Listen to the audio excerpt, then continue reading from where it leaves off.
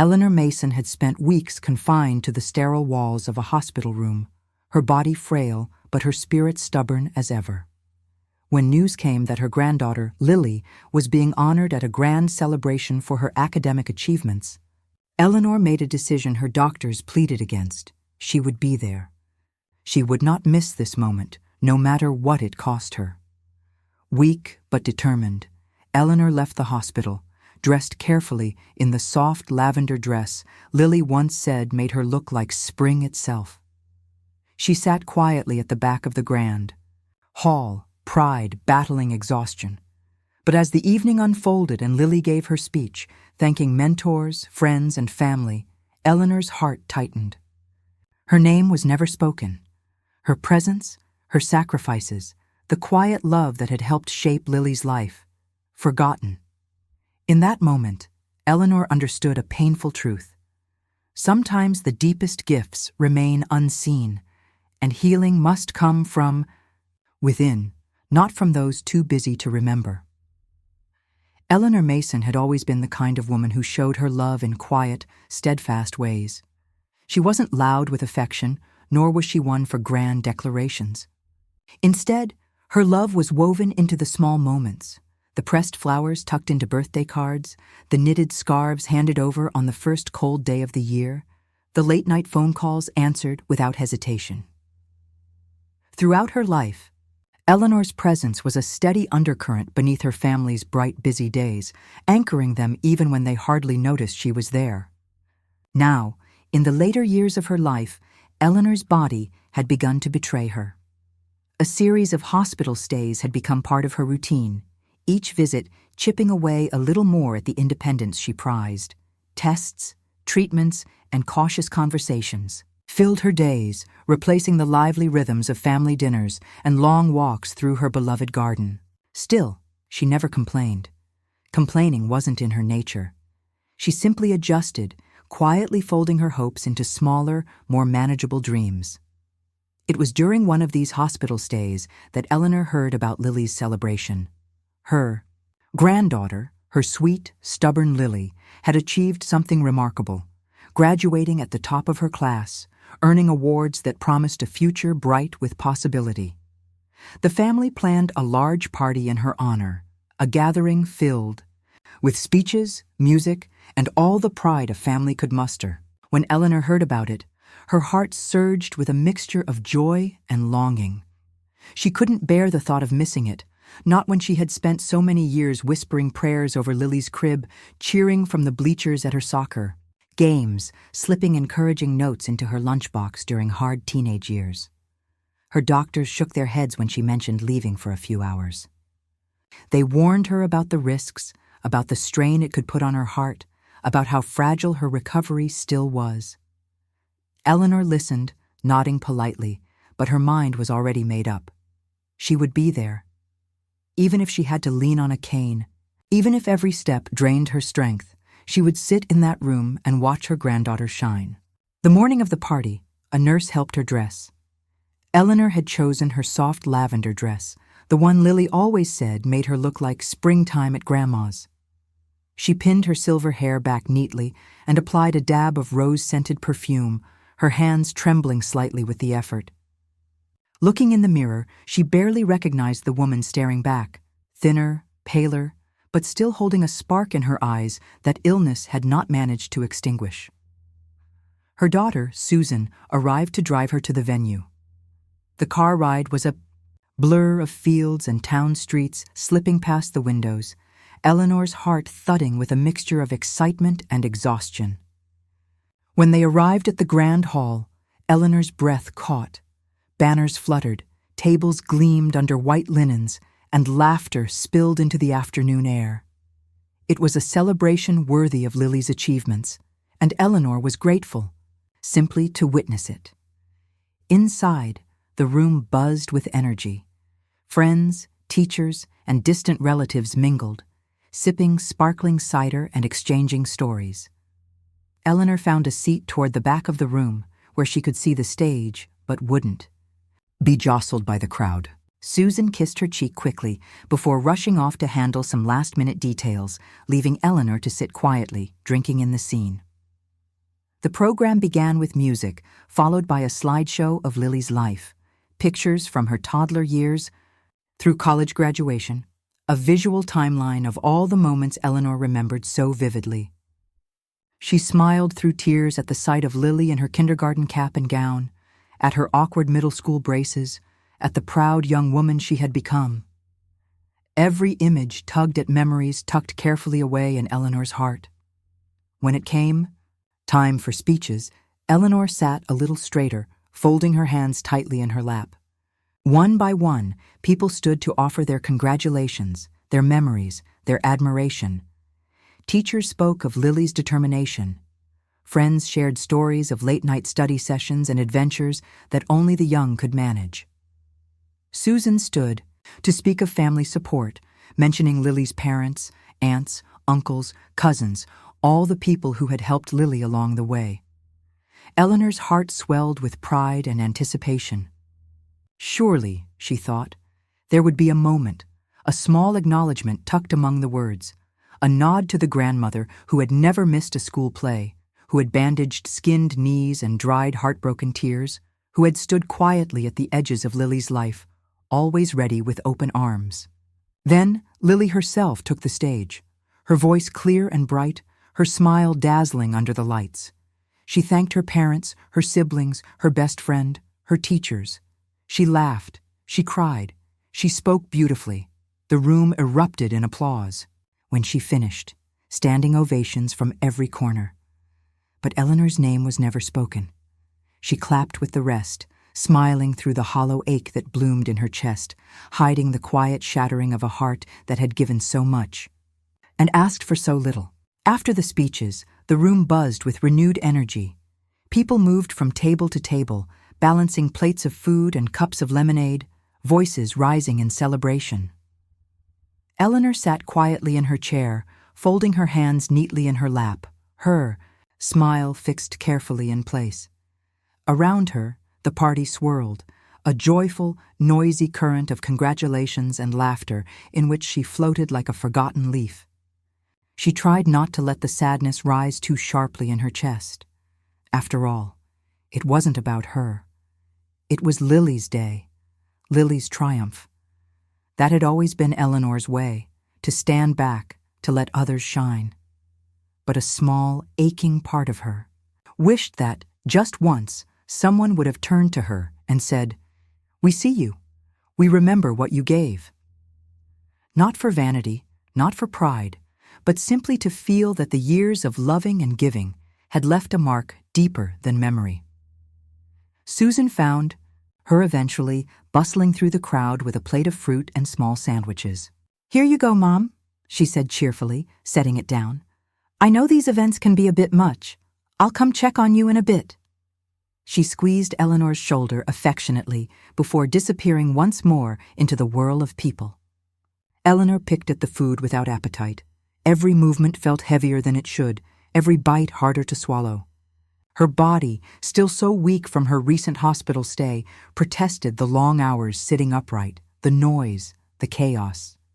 She could feel the tremble in her hands when she lifted her glass of water, the quiet betrayal of a body that was asking for rest. Still, she remained. She would not leave early. She would not let her tiredness, her disappointment, her aching loneliness tarnish this day for Lily. Instead, she listened to snatches of conversation around her, the young women talking about graduate school, the older men boasting about scholarships and starting salaries. She smiled at anyone who looked her way, nodding when she caught a familiar glance, though few paused long enough to do more than offer a passing hello. When Lily finally made her way over, she was radiant, cheeks flushed with excitement. She hugged Eleanor quickly, almost absently, before launching into a story about an internship she had lined up for the summer. Eleanor listened, genuinely, delighted by her granddaughter's enthusiasm, even as the hug and hurried conversation made it clear that this was not a moment of connection. It was a courtesy, a quick stop on the way to other, brighter conversations. "I'm so glad you could come, Grandma," Lily said with a bright smile, already turning to wave at someone across the room. "It means the world to have everyone here." Everyone!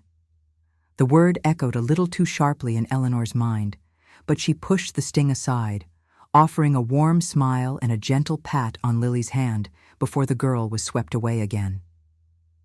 As the afternoon stretched on, Eleanor's strength faded. The cheerful noise blurred at the edges, and the faces around her became indistinct shapes moving through a haze. She realized with a sudden clarity that it was time to go, that she had given all she could give for today. She signaled Susan, who came quickly, apologizing for not noticing sooner how tired she looked. Susan helped Eleanor to her feet, steadying her as they made their slow way to the door. No one seemed to notice them leaving. No one called out a goodbye or paused to offer a word of thanks. As the heavy doors of the hall closed behind her, Eleanor took a long, slow breath. She had been there. She had witnessed Lily's moment, and though her name had gone unspoken, her love had been real, her sacrifices had been countless, and her presence had mattered, even if only she knew it. The car ride back to the hospital was silent except for the hum of the tires against the road. Eleanor leaned her head lightly against the window, watching the countryside blur into soft smudges of green and gold. Susan drove carefully, glancing at her mother from time to time, but saying little. There was nothing that needed to be said. Eleanor had made her choice to attend, and now she bore the weight of that decision quietly, without complaint. Back. At the hospital, the nurses welcomed her with gentle scolds and worried looks. One of them, a kind woman named Marcy, helped Eleanor back into bed and tucked the covers around her with the tenderness of someone who understood that not all wounds were visible. Eleanor thanked her with a weak smile, too drained to say much else. The next few days passed in a slow, painful haze. The physical strain of the event had been greater than even Eleanor had anticipated. Her energy, so carefully conserved over weeks of treatments and therapies, was depleted. The doctors were not unkind, but they were honest. Her recovery would be slower now. The infection they had fought to control had gained a little ground. More antibiotics. More days tethered to machines that beeped and blinked and measured her fading strength. Eleanor spent long hours staring at the ceiling, letting her mind drift back through the years. She remembered birthday parties and school concerts, late-night phone calls, and whispered secrets in the dark. She remembered Lily's first steps, her first heartbreak, the way she had clung to Eleanor's hand at her mother's second wedding, feeling uncertain in a world shifting too quickly. Eleanor had been there for all of it, not because she had to be, but because love had compelled her.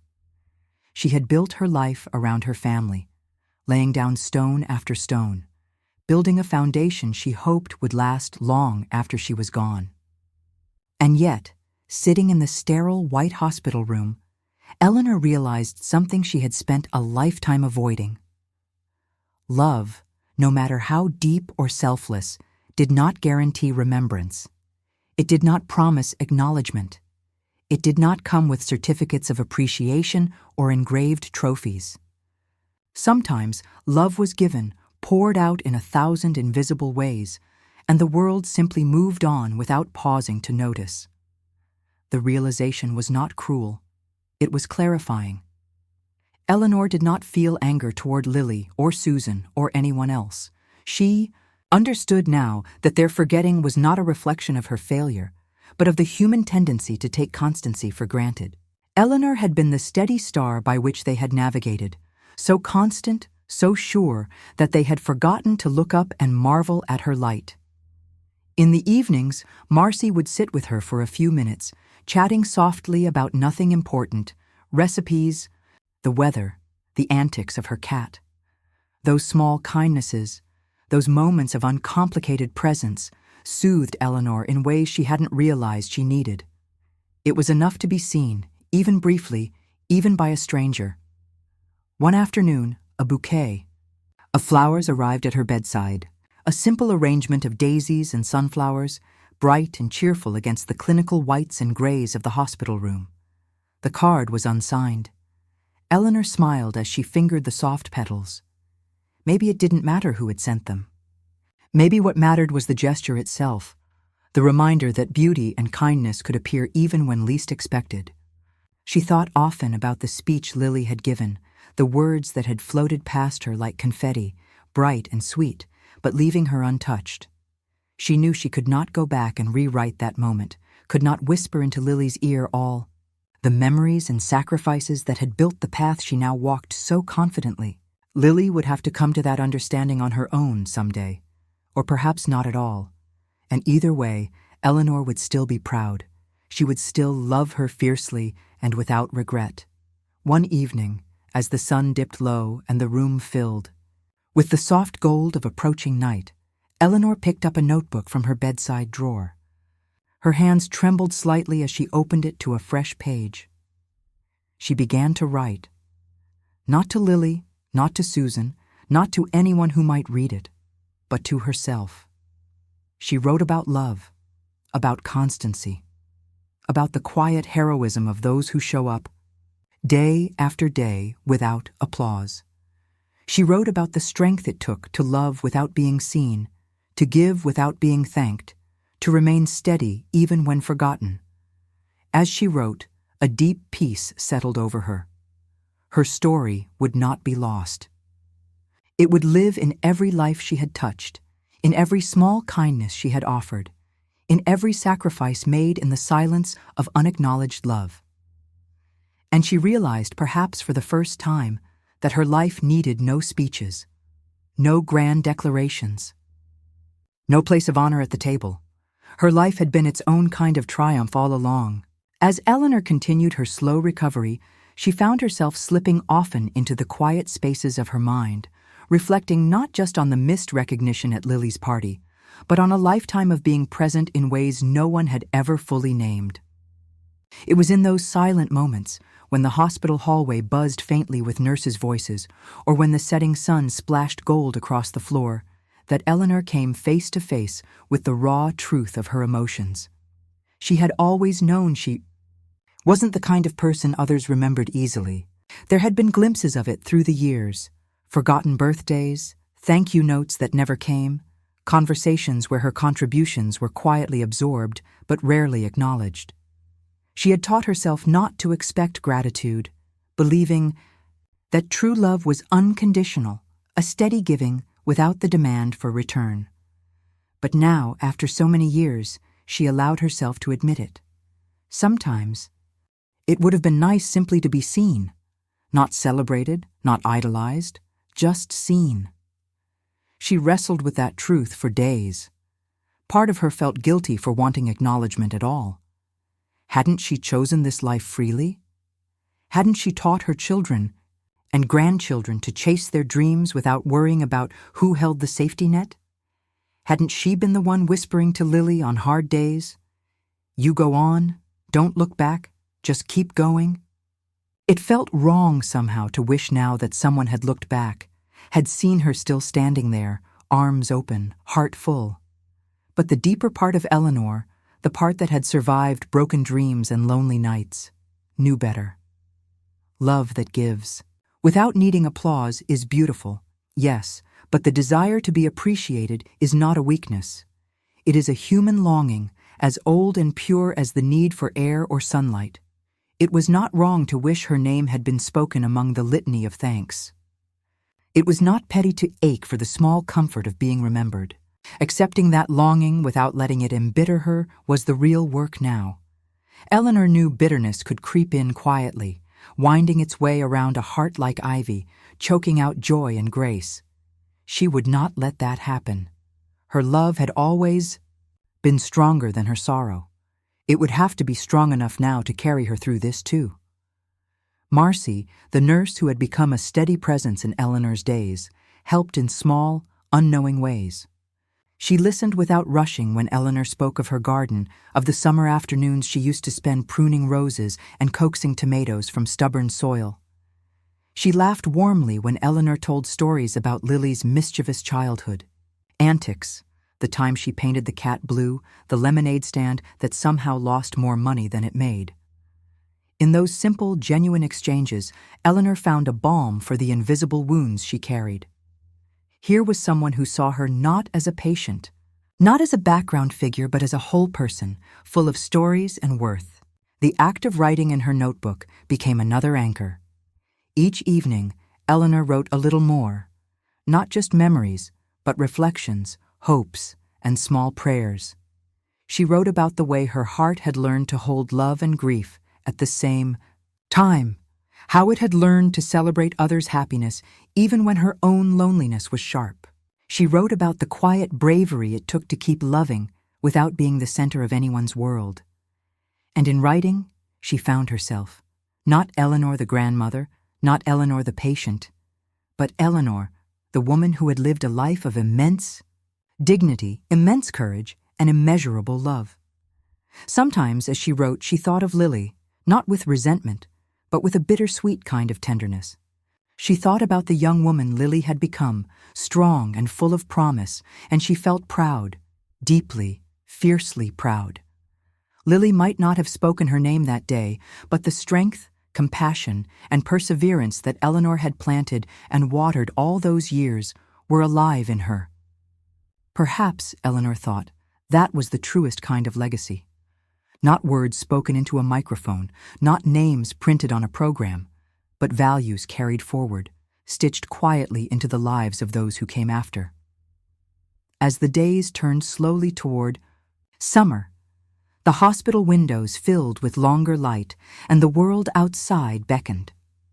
Eleanor's body remained frail, her steps uncertain, but her spirit had been reforged in the fires of reflection. She no longer needed an audience to affirm her life's worth.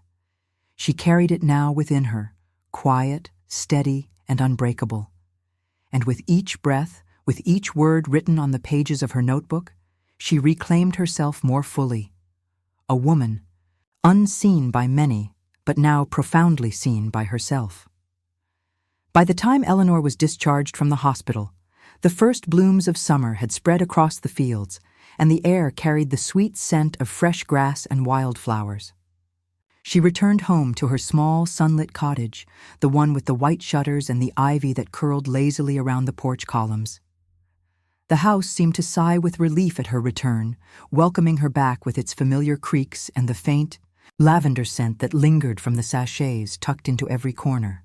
Eleanor moved slowly, careful with her steps, but there was a quiet strength in her now that had nothing to do with her recovering body. She was no longer the woman hoping to be noticed. She was the woman who had seen her own worth, who had understood that the invisible threads she had spun through her family's lives were no less real for being unseen. In the mornings, she sat by the window with a cup of tea, letting the sunlight warm her thin hands as she watched the world go by. Birds darted between the trees, neighbors tended to their gardens, and life unfolded in the steady, comforting rhythm it always had. Eleanor began to find joy again in these small, everyday things. She planted a few flowers along the walkway, their stubborn colors bright against the soil. She pulled out the half-finished quilt she had started years ago, stitching slow, careful lines as her hands remembered the familiar motions. It was during one of those quiet afternoons that the doorbell rang. Eleanor opened the door to find Lily standing there, a little awkward, holding a basket filled with fresh peaches and a small bundle of daisies. Eleanor's heart lifted, but she kept her smile calm, her spirit grounded. She did not leap to fill the silence, did not rush to make Lily comfortable. She simply opened the door wider and stepped aside, letting her granddaughter come to her on her own terms. They sat on the porch, the afternoon sun dappling the worn wooden planks beneath their feet. Lily talked about her new job, the challenges she was facing, the excitement of starting something fresh. Eleanor listened, genuinely delighted, but this time she did not wait hungrily for her granddaughter to notice her sacrifices.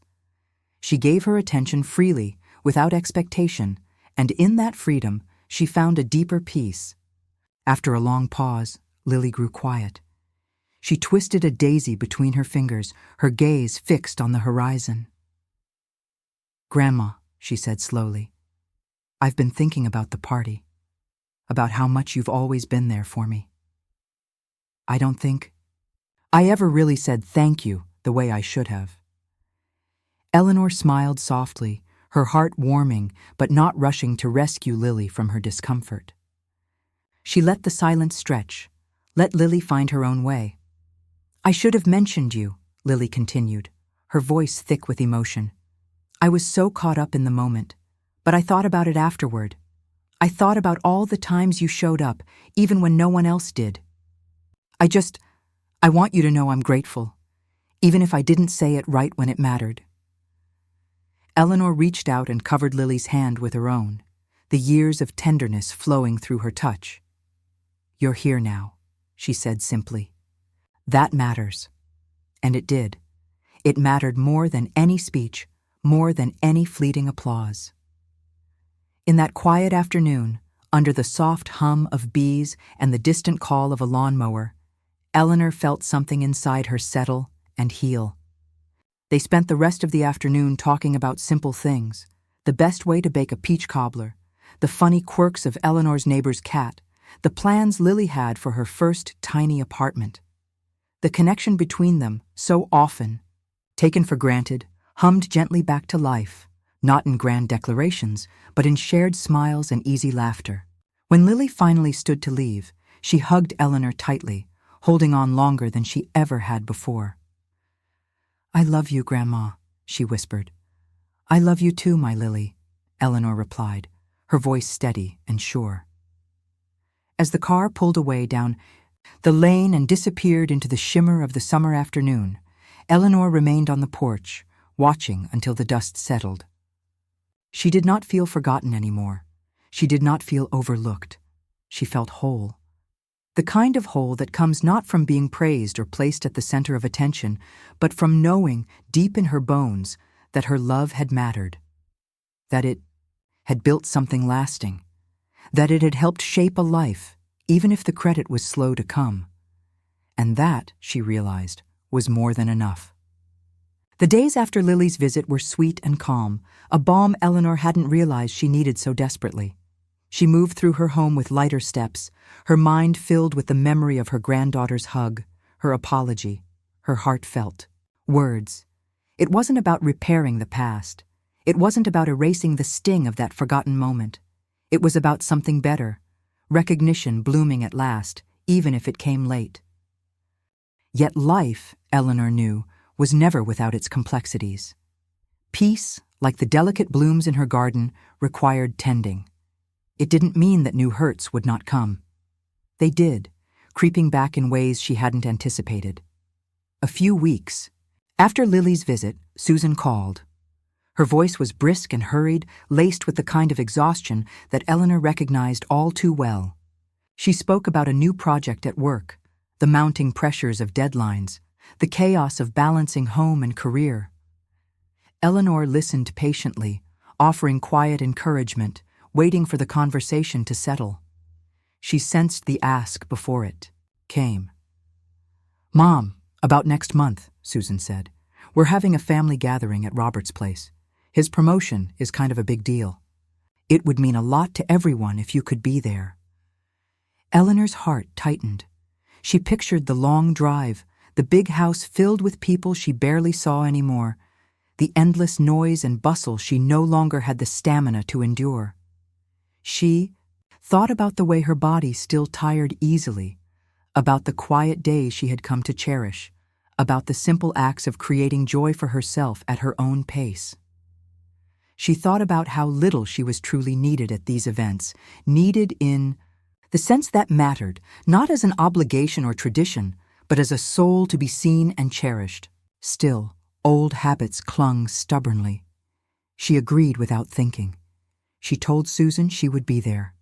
She promised. But as the days drew closer, anxiety began to gnaw at her. She remembered how invisible she had felt at Lily's party before Lily's later visit, how the strain had set her health back. She remembered sitting quietly at gatherings, feeling like a relic placed carefully in a corner, there for the sake of tradition, but disconnected from the real pulse of the family's life. And a part of her, small but growing stronger, whispered, that she didn't have to keep showing up at the cost of her own well-being. The morning of Robert's celebration dawned bright and hot. Eleanor dressed slowly, pulling on a pale blue blouse and a simple skirt, staring at her reflection for a long moment. She saw the weariness around her eyes, the delicate trembling of her hands. She thought about her notebook, filled now with pages of reflections and quiet strength, and about the promises she had made to herself in the stillness of her recovery. She sat down in her kitchen chair, folded her hands, and breathed deeply. For the first time, she asked herself, not what her family wanted, not what duty demanded, but what she truly needed. And the answer came, soft but sure. She needed rest. She needed peace. She needed to honor herself the way she had spent a lifetime honoring others. Picking up the phone, Eleanor dialed Susan's number. Her daughter answered on the third ring, her voice already rushed, already halfway focused on the day ahead. "Susan," Eleanor said gently, "I'm not going to make it today." There was a pause, and in that space, Eleanor braced herself for the inevitable twinge of disappointment. "Are you feeling okay, Mom?" Susan asked the question politely but was distracted. "I'm all right," Eleanor replied. "Just listening to my body today. It's asking me to rest." Another pause, longer this time. "Okay," Susan said finally. "We'll miss you, but I understand." Eleanor smiled even though Susan couldn't see it. She thanked her daughter, wished her a wonderful day, and ended the call with a lightness she hadn't expected. Outside, the garden beckoned. Eleanor slipped into her soft walking shoes and stepped onto the porch. She wandered among her flowers, trailing her fingers over the blooms, breathing in the sweet air. The roses had opened wide, defiant and glorious against the morning sun. She didn't regret her decision. She didn't feel guilty. She felt strong. Choosing herself didn't mean she loved her family any less. It simply meant she loved herself enough to no longer sacrifice her health, her peace, for the sake of appearances. Later that evening, when the shadows grew long and the crickets began their soft chorus, Eleanor sat by her window with her notebook. She wrote not of regret, but of resilience, not of loneliness, but of liberation. She was no longer just the woman who waited for a mention in a speech or for a glance of recognition across a crowded room. She was the woman who knew her own worth, who honored her own story, who chose her own path with quiet, enduring courage. And in that choice, Eleanor found a peace deeper than any applause could ever offer. The days following Robert's celebration passed in a quiet, steady rhythm. Eleanor moved through her life without the weight of expectation pressing against her every step. She tended her garden in the soft mornings, sipping tea while the dew still clung to the leaves. She visited the library and checked out novels she had always meant to read but never found time for. She baked small batches of muffins and delivered them to her neighbors, not out of obligation, but simply because it brought her joy to do so. There was a lightness in her now, a freedom she hadn't felt in years. Choosing herself, her health, her peace, had not driven her family away, as she once feared. Susan called occasionally, sometimes with news, sometimes just to check in. Lily texted photos of her new apartment, decorated with the cheerful clumsiness of youth setting out alone. Life had not collapsed because Eleanor had drawn a line. If anything, it had grown richer, more balanced. One afternoon, as Eleanor was pruning her rose bushes, Susan's car pulled up to the curb. Eleanor straightened, brushing dirt from her hands as her daughter approached. Susan looked tired, her hair pulled back hastily, her eyes shadowed with the fatigue Eleanor recognized from her own younger days of balancing too many plates at once. "Hi, Mom," Susan said, offering a small, genuine smile. "I was in the neighborhood and thought I'd stop by." Eleanor nodded, stepping aside to let her daughter into the house. They sat together in the kitchen, the familiar surroundings easing the strain from Susan's face. For a while, they spoke of small things: Susan's job, the grandchildren's, summer plans, the books Eleanor had recently finished. Then, with a hesitant glance, Susan said, "I've been thinking about the other day, about Robert's party." Eleanor waited, her heart steady, her hands folded loosely in her lap. "I'm sorry if we made you feel like you had to come," Susan said quietly. "We're so used to you being there for everything. I guess I forgot you might need us to be there for you, too." Eleanor smiled, a gentle curve of her lips. "It's all right, Susan. I spent many years believing that love meant always saying yes. But I'm learning that sometimes love means listening to your own heart, too." Susan blinked back sudden tears. "You've always been the strong one, the one who made everything work. And now," Eleanor said softly, "I'm learning to let others be strong too." They sat in silence for a moment, the words settling between them like seeds on good soil. It was not a grand reconciliation, not a sweeping emotional scene. It was quieter, deeper, the slow, patient rebuilding of a bond that had weathered time and habit and forgetfulness. When Susan left later that afternoon, she hugged Eleanor tighter than usual, a silent promise in the strength of her arms. Eleanor watched her drive away with a heart that felt lighter, not because she had been vindicated or praised, but because she had been heard. As evening fell and the stars blinked into view one by one, Eleanor sat on her porch, the cool air brushing against her skin. She thought about all the years she had spent giving without asking, standing silently behind the celebrations of others. She did not regret that life. She cherished it. But now, she understood something vital. Loving others didn't mean forgetting herself. She looked up at the stars, their soft light woven across the sky, and smiled. She was not waiting anymore. She was not hoping to be seen. She had found her place, right where she had always belonged, at peace within herself.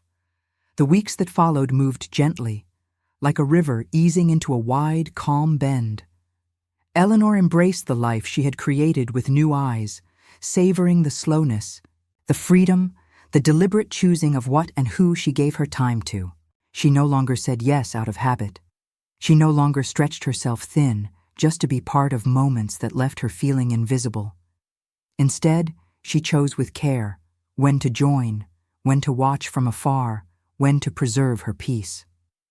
Her family noticed the change, slowly but surely. Susan called more often, not just to update her about schedules and milestones, but simply to ask how she was feeling, what she needed. Lily, busy with her new job and life, made it a point to send postcards and short, thoughtful notes. They were not grand gestures, but they were real, rooted in a growing awareness that Eleanor was not just the background of their lives, but a presence that deserved attention, respect, and love. And yet, Eleanor no longer depended on those gestures to define her worth. She had built something inside herself that was sturdier, deeper. She had become her own anchor, her own steady ground. She lived now not in the echoes of others' needs, but in the fullness of her own quiet, radiant life. The garden flourished under her gentle care. The roses bloomed wildly, spilling color against the green, stubbornly beautiful.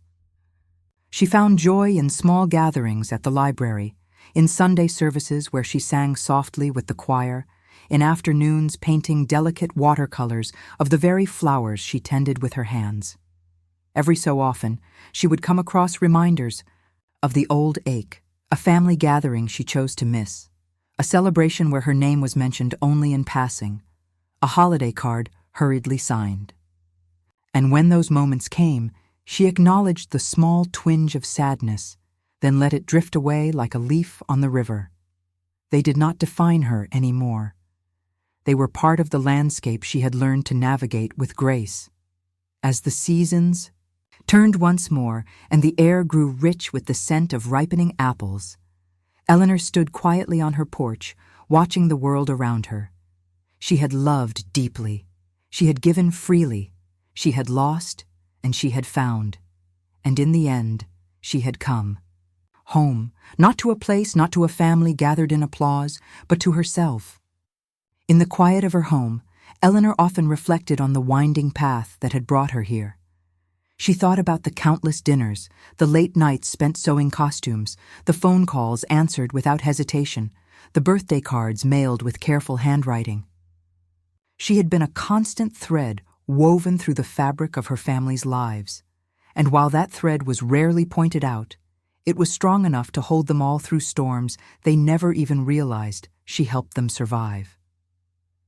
There was no bitterness in her heart now, only a deep, full gratitude for the memories, for the growth, and even for the lessons learned through disappointment.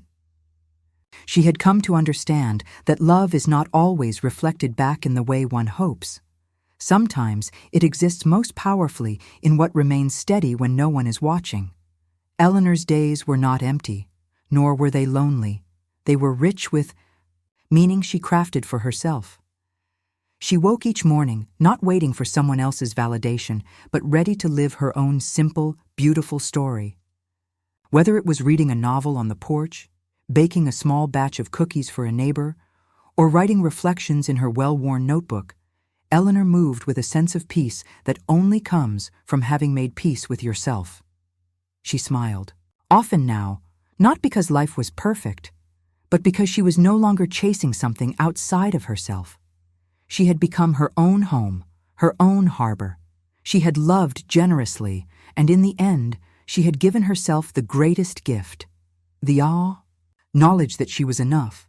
As autumn's crisp air returned and the leaves painted the world in gold and fire, Eleanor Mason knew she had reached the quiet triumph of her life. She had weathered storms, endured forgetting, and still chosen to love without reservation. In the deep hush of her days, there was no longing for applause, no need for speeches. There was only the steady heartbeat of a life well lived. A life defined not by who remembered her in their words, but by who had been quietly shaped by her love. She had not been forgotten. She had become unforgettable. If Eleanor's journey touched your heart, share this story with someone who understands the quiet courage it takes to love without expectation. Subscribe for more stories that honor the silent strength, enduring kindness, and invisible sacrifices made every day by people like Eleanor. Here, we celebrate the unseen heroes, the ones who build lives through steady devotion, even when applause never comes. Thank you for being part of a community that values resilience, quiet victories, and the lasting power of love that asks for nothing but gives everything.